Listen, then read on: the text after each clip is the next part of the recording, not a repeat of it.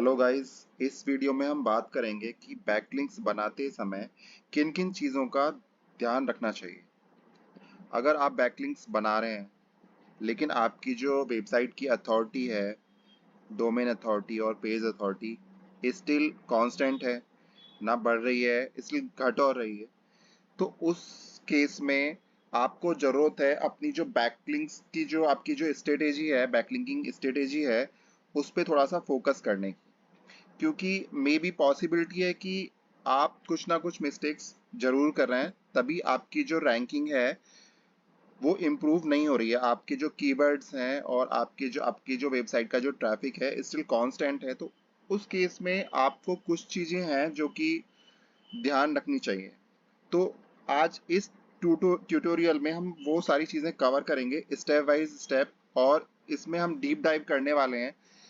कुछ चीज़ें ऐसी भी होंगी जो आपको पता होंगी और कुछ चीज़ें ऐसी भी होंगी जो आपको बहुत ज़्यादा यूज़फुल होने वाली हैं। तो आपसे रिक्वेस्ट है कि आप इस वीडियो को स्किप ना करें और इस वीडियो को पूरा लास्ट तक देखें। तो सबसे पहले शुरू करते हैं, फर्स्ट पॉइंट की तरफ आते हैं। जो हमारा फर्स्ट पॉइंट है वो शायद आपको पता होगा कि सबसे पहला जो आपका जो फोकस है बैकलिंकिंग स्ट्रेटेजी में, वो ये होना चाहिए कि आप जब बैकलिंक्स बना रहे हैं तो जो लो क्वालिटी वेबसाइट्स हैं या जो स्पैमी वेबसाइट्स हैं उन पे आपको बैकलिंक नहीं बनाना है। आप स्पैमी या लो क्वालिटी वेबसाइट से क्या मतलब है वो मैं इस अभी स्टेप बाय स्टेप आपको समझाने वाला हूँ।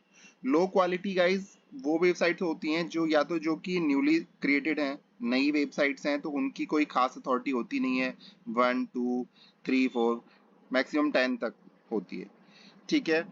तो उन वेबसाइट्सों पे बैकलिंक्स बनाने का ज़्यादा कोई बेनिफिट मिलता नहीं है। दूसरा, अगर कुछ वेबसाइट्स ऐसी होती हैं जिन पे बहुत ज़्यादा स्पैम्स हुआ होता है। आपने देखा होगा कि कुछ वेबसाइट ऐसी ऐसी होती हैं जिन पे बहुत सारे एड्स आपको शो होंगे और आपको कंटेंट उस पे मिलेगा नहीं। मतलब टेक्स्ट कम होगा लेकिन HTML कोडिंग और ये एड्स वगैरह बहुत ज़्यादा आपको रिफ्लेक्ट होंगे।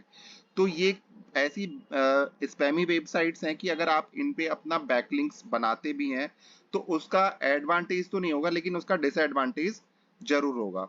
तो सबसे पहला पॉइंट यही है कि आपको स्पैमी और लो क्वालिटी जो वेबसाइट्स हैं उन पे बैकलिंक्स बनाना अवॉइड करना है। अब आते हैं अपने दूसरे पॉइंट की तरफ।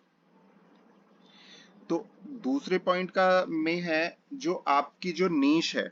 मतलब अगर आपकी नीश है टेक्नोलॉजी, हेल्थ, ठीक है, वेट लॉस, कुछ भी हो सकती है। मान लो अगर आप एसईओ ब्लॉग लिख रहे हैं, मान लो अगर आपकी जो वेबसाइट है एसईओ ब्लॉग से रिलेटेड आप लिख रहे हैं, ठीक है, लेकिन अगर आपने जो बैकलिंक्स बना रखे हैं वो हेल्थ इंडस्ट्रीज वाली वेबसाइट्स पे, बिजनेस या क्रिप्टो करेंसी पे, या फिर अदर मतलब जिनकी नीशेज अलग हैं उन पे आपने क्रिएट किए हुए हैं, तो भी ये एक तरह से नेगेटिव एसईओ में काउंट होगा। क्योंकि अगर आपकी जैसे वेबसाइट एसईओ से रिलेटेड है, तो अगर आपकी जो बैकलिंक प्रोफाइल है, वो आपकी जो बैकलिंक्स हैं अगर वो एसईओ से रिलेटेड ब्लॉग्स या एसईओ से रिलेटेड वेबसाइट्स पे ही होंगे, तो गूगल आपकी वेबसाइट को बेटर अंडरस्टैंड कर पाएगा और वो आपकी रैंकिंग को अप करेगा। इसके बाद थर्ड पॉइंट आता है गाइज। थर्ड पॉइंट में आपको क्या करना है, सॉरी, आपको जो बैकलिंक्स बनाना है वो बल्क बल्क क्वांटिटी में नहीं बनाना है। और खास करके अगर आपकी वेबसाइट नई है, नई आपकी जो वेबसाइट है, आपने न्यूली सेटअप किया है और एकदम से आपने उस पर बैकलिंक्स भर भर के आप बनाने लग जाते हैं, तो गूगल को वो एक तरह से स्पैम लगता है, वो अननेचुरल है। अब मैं इसको भी एक्सप्लेन करने वाला हूँ कि क्यों है वो स्पैम। देखिए, आपने न्यूली सेटअप की है अपनी वेबसाइट, ठीक है, और आपने एकदम से उस पे 100 200 बैकलिंक्स आप डेली के उस पे बनाने लग गए, तो वो गूगल ये समझेगा कि यार अभी तो ये क्रिएट हुई है, अभी इन्होंने सेटअप किया है, अभी इंटरनेट पे पब्लिश हुई है वेबसाइट और इस पे इतने सारे बैकलिंक्स बनने लग गए हैं, तो वो कहीं ना कहीं स्पैमी है in the eyes of Google. And Google को लगेगा कि ये जो रैंकिंग है ये मैनिपुलेट कर रहे हैं, बैकलिंक्स को मैनिपुलेट कर रहे हैं, और वो आपकी रैंकिंग में कहीं ना कहीं नेगेटिव इम्पैक्ट जरूर डालेगा। फोर्थ पॉइंट पे बढ़ते हैं गाइस। फोर्थ पॉइंट है रॉन्ग एंकर टेक्स्ट। रॉन्ग जो एंकर टेक्स्ट है वो एक इम्पोर्टेंट स्ट्रेटेजी है। मतलब एंकर टेक्स्ट की भी एक पर्टिकुलर स्ट्रेटेजी है बैकलिंक्स में। ठीक है, आपने देखा होगा कि बहुत सारे लोग क्या करते हैं कि जो एंकर टेक्स्ट है वो click here, go to websites, है ना, गो समथिंग कुछ भी, मतलब वो लिखते हैं click here, go to website, go now, visit visit us, इस तरह से। तो ये जो बैकलिंकिंग की जो स्ट्रेटेजी है वो गलत है। बैकलिंक्स में रॉन्ग जो बैक एंकर टेक्स्ट का है, जो आपकी जो स्ट्रेटेजी होनी चाहिए वो ये होनी चाहिए कि अगर आपकी जो वेबसाइट है, अगर न्यूली आपने सेटअप की है, तो आपको अपने डोमेन पे आपको जो एंकर टेक्स्ट है वो उससे आपको बनाने चाहिए स्टार्टिंग में, अगर आपने न्यूली क्रिएट किया है। फिर उसके बाद आप धीरे धीरे सेपरेट पेजेस की तरफ अपना बैकलिंक्स की तरफ बढ़ सकते हैं। ठीक, तो आपको क्या करना है, सबसे पहले अगर आपकी नई वेबसाइट है तो आपको होम पेज के लिए बनाने हैं, अपने डोमेन नेम से बनाने हैं। जैसे मेरी वेबसाइट है theseobug.com, तो मैं एंकर टेक्स्ट ले सकता हूँ the SEO buck, SEO blogs, ठीक है, द theseobug.com। फिर उसके बाद में मैं सेपरेट सेपरेट पेजेस पे जाऊंगा बैकलिंक्स क्रिएट करने के लिए। तो रॉन्ग एंकर टेक्स्ट यूज नहीं करना है हमें। Click now, visit now, no more, ये एक तरह से इरेलीवेंट और रॉन्ग एंकर टेक्स्ट स्ट्रेटेजी है, तो इसको हमें अवॉइड करना है। इसके बाद जो नेक्स्ट स्टेप है, फिफ्थ पॉइंट हमारा आता है कि अगर आप अपनी वेबसाइट के लिए 100% डू फॉलो बैकलिंक बना रहे हैं या 100% नो फॉलो बैकलिंक्स बना रहे हैं, तो आपको क्या लगता है कि सारे डू फॉलो बैकलिंक्स ही होने चाहिए वेबसाइट के लिए? क्योंकि नो फॉलो तो काउंट नहीं करता है, इसका लिंक जूस हमें नहीं मिलता है, तो हमें नो फॉलो नहीं बनाने चाहिए? नहीं, हमें दोनों बैकलिंक्स बनाने चाहिए, डू फॉलो भी बनाना चाहिए, नो फॉलो भी बनाना चाहिए। अब क्यों बनाना चाहिए? वो इसलिए बनाना चाहिए क्योंकि जब आप डू फॉलो सारे 100% डू फॉलो बैकलिंक्स ही बनाते हैं, नो फॉलो बैकलिंक्स अगर आपकी वेबसाइट के लिए नहीं होते हैं, तो वो एक तरह से अननेचुरल हो जाएगा गूगल के लिए। गूगल जब उनको क्राउल करेगा उन लिंक्स को, तो वो देखेगा इसकी वेबसाइट के लिए सारे डू फॉलो बैकलिंक्स हैं, नो फॉलो है ही नहीं।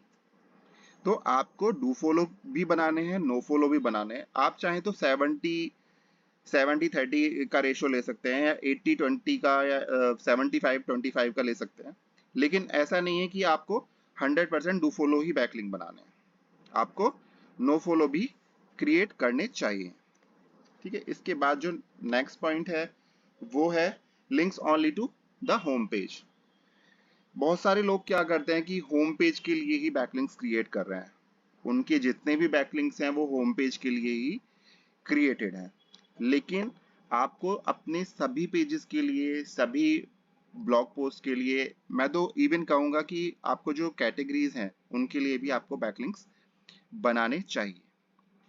तो बहुत सारी चीजें हैं इसमें, मतलब आपको सबसे पहले spammy website, low quality website को अवॉइड करना है, इरेलीवेंट नीशेस पर बैकलिंक्स क्रिएट नहीं करना है, अपनी जो इंडस्ट्री है, अपना जो एक कैटेगरी है, उसी में ही आपको ये बैकलिंक्स की बैकलिंक बिल्डिंग आपको करनी है। थर्ड पॉइंट जो है आपको अवॉइड करना है बैकलिंक बनाना बल्क में। आपको बल्क बैकलिंक नहीं बनाने हैं, रॉन्ग एंकर टेक्स्ट यूज नहीं करना है, क्लिक नाउ, रीड मोर, इस तरह की आपको बैकलिंक्स नहीं, इस तरह से एंकर टेक्स्ट हमें नहीं लेना है। डू फॉलो या फिर नो फॉलो बैकलिंक्स ही नहीं बनाने, खाली दोनों का मिक्सचर हमें क्रिएट करना है। इसके बाद जो हमें बैकलिंक्स बनाने हैं वो खाली होम पेज के लिए ही नहीं बनाने, अपने रूट डोमेन के लिए ही नहीं बनाने हमें, अब इवन कैटेगरीज के लिए, ब्लॉग पोस्ट, जो ब्लॉग पोस्ट हैं उनके यूआरएल, सभी के लिए मतलब ये आपको क्रिएट करने हैं, तभी आपकी जो बैकलिंक की प्रोफाइल है वो स्ट्रांग होगी। भाई इस वीडियो में इतना ही, आशा करता हूँ कि आपको ये वीडियो जरूर पसंद आई होगी। इसलिए अगर आपको अभी भी कोई क्वेश्चन है इस वीडियो से रिलेटेड, तो आप मेरे से कमेंट बॉक्स में जाके पूछ सकते हैं। धन्यवाद।